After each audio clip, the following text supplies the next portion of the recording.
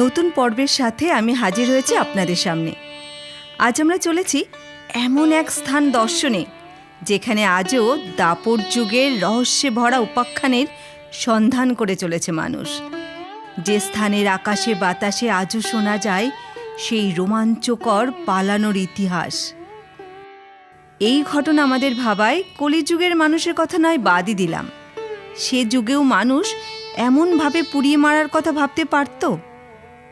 তবে ওই যে রাখে কৃষ্ণ তো মারে কে, তাই তো তারা নিরাপদে পালিয়ে যেতে পেরেছিল।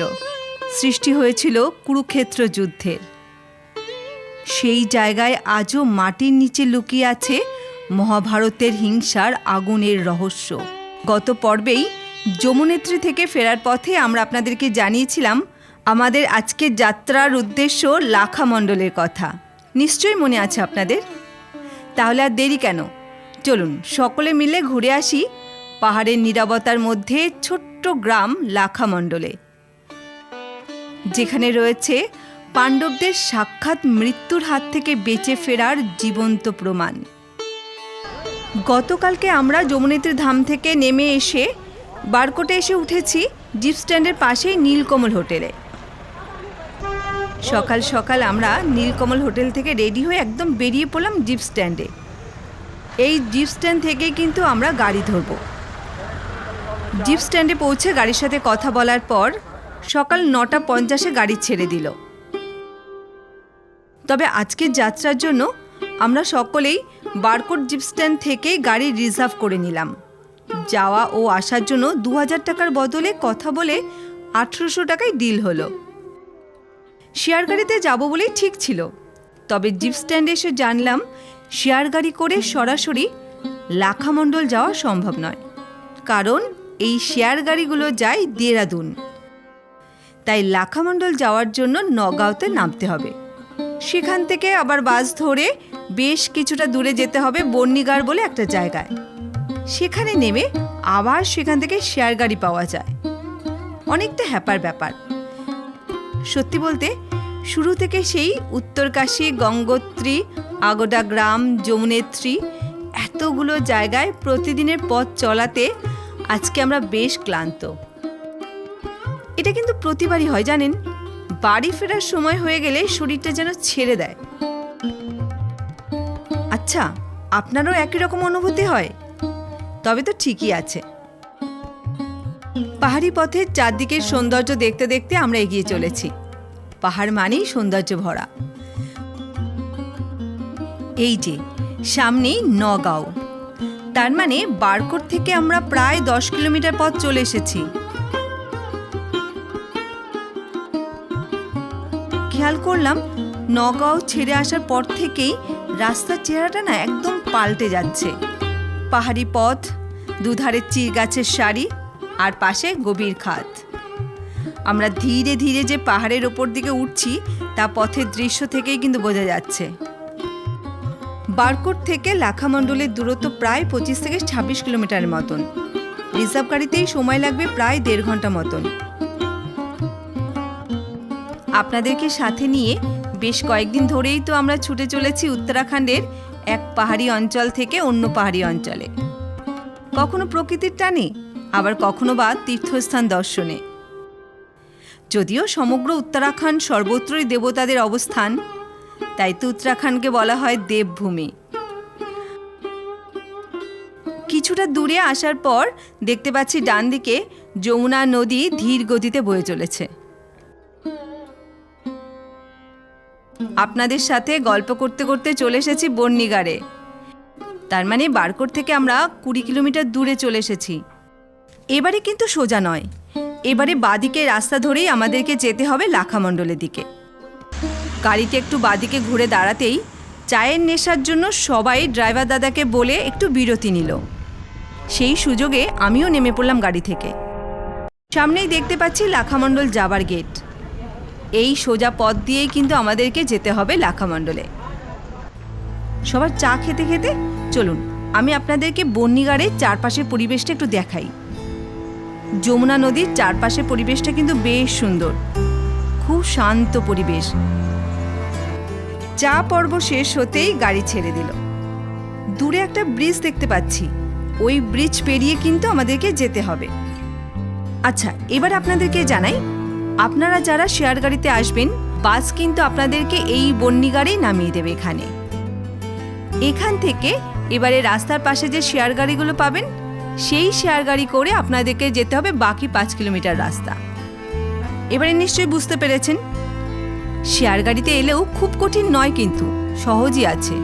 আর সব থেকে বড় ব্যাপার, শেয়ার গাড়িতে এলে খরচ কিন্তু অনেক অনেক কম থাকে। আমার মনে হয় আপনারা পুরো লাখামণ্ডলে 150 টাকার মধ্যেই পৌঁছে যাবেন। এদিকে কিন্তু বেশ গাছপালা চোখে পড়ছে, ছোট ছোট, তবুও বেশ সুন্দর লাগছে।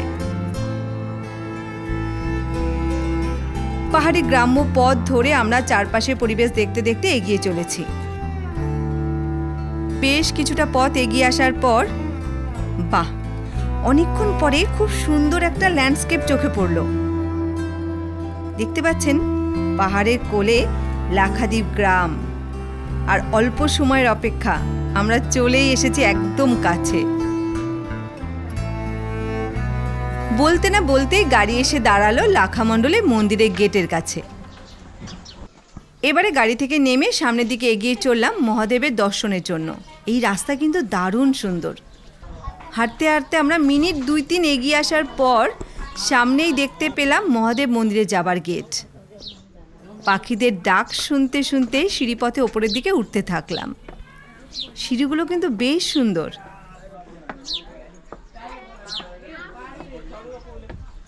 এই হলো লাখামণ্ডল মহাদেব মন্দির।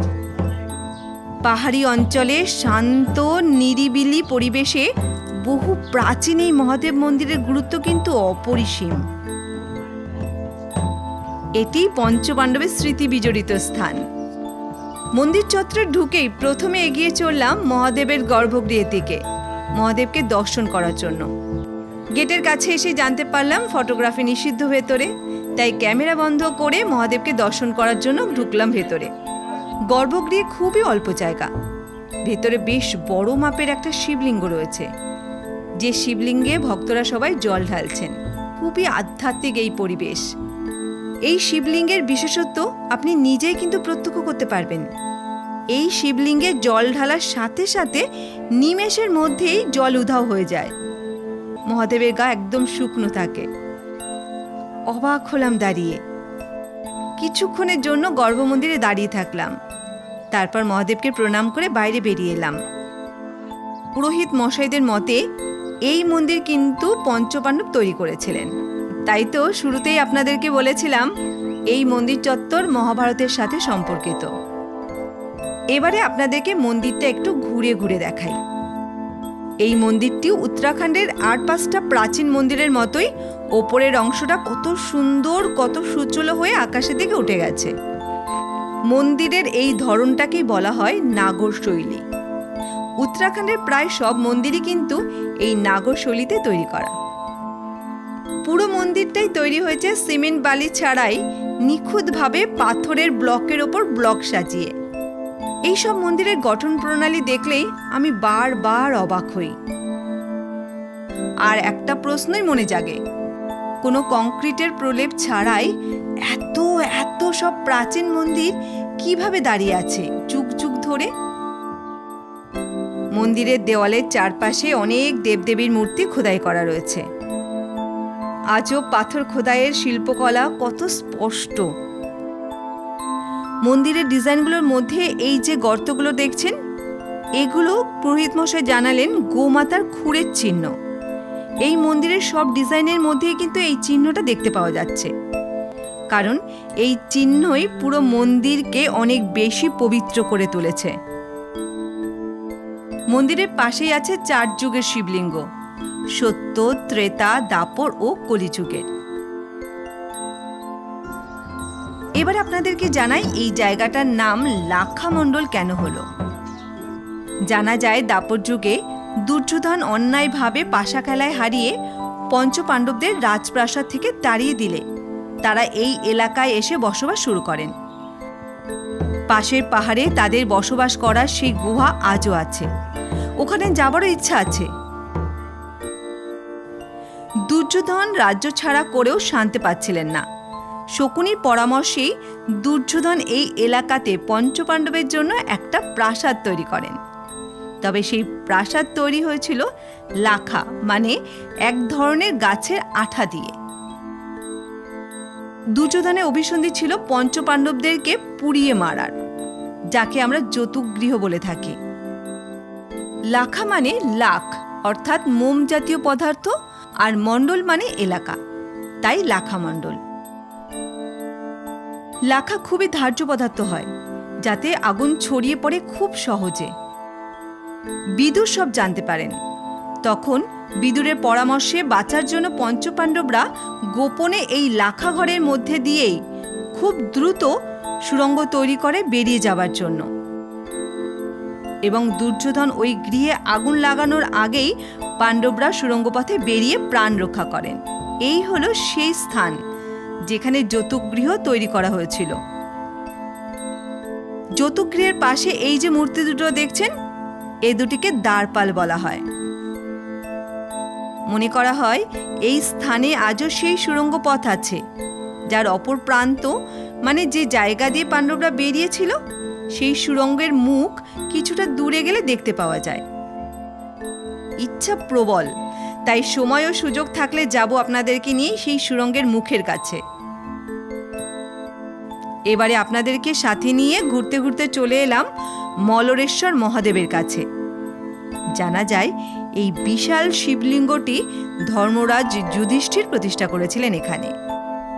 উল্লেখযোগ্য বিষয় হল, বহুকাল আগে মৃত ব্যক্তিদের এই মহাদেবের কাছে আনলে পুরোহিত মশাই মৃতদেহের ওপর গঙ্গা জল ছিটিয়ে মন্ত্রপাঠ করলে যে সকল ব্যক্তি মারা যাবার সময় ঠাকুরের নাম করার সুযোগ পাননি, তাদের দেহে কিছুক্ষণের জন্য হলেও প্রাণ ফিরে আসত এবং তারা দেবতার নাম স্মরণ করার সাথে সাথেই দেহত্যাগ করতেন। এতে আত্মার মোক্ষ লাভ হতো। এই কারণে এই মহাদেবের নাম মলরেশ্বর মহাদেব। জানা যায় এই মলরেশ্বর শিবলিঙ্গ ছাড়াও পঞ্চপাণ্ডব এই এলাকাতে হাজার হাজার শিবলিঙ্গ তৈরি করেছিলেন, যা পুরো অঞ্চল জুড়ে রয়েছে, যার অনেকগুলো এখনো দেখা যায়, আবার অনেকগুলো মাটির তলায় তলিয়ে গেছে। অনেক ভক্তই প্রতিদিন এখানে আসেন।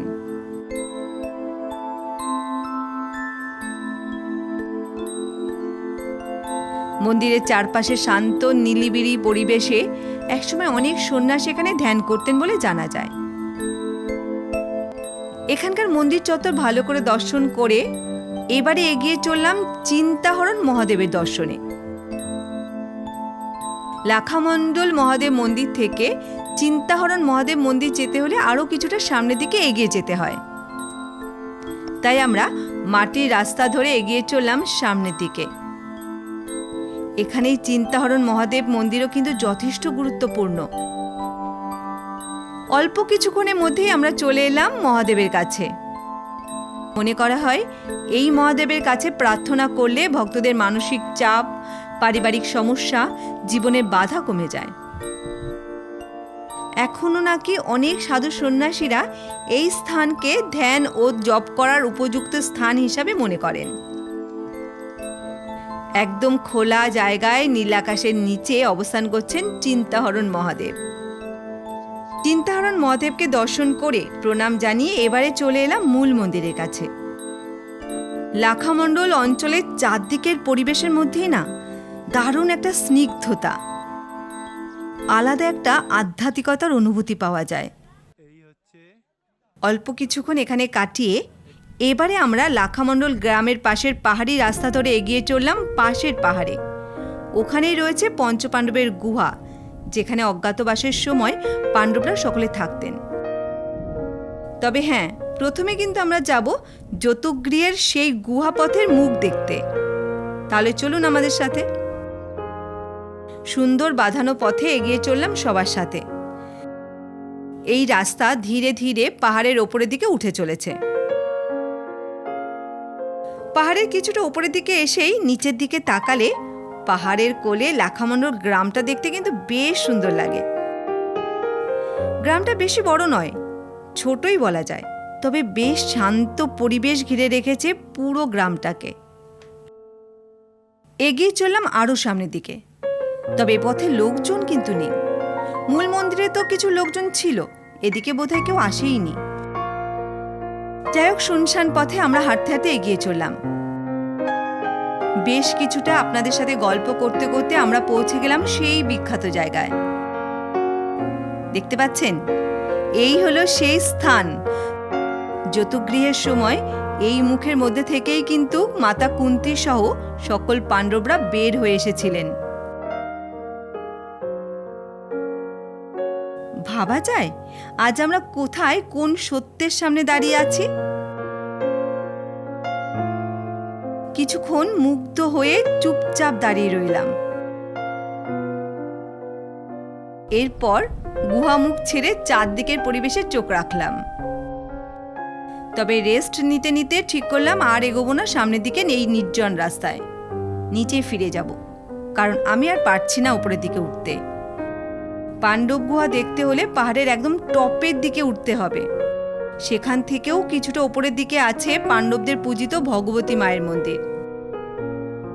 না, তবে এই যাত্রায় আর সেখানে পৌঁছানো হলো না।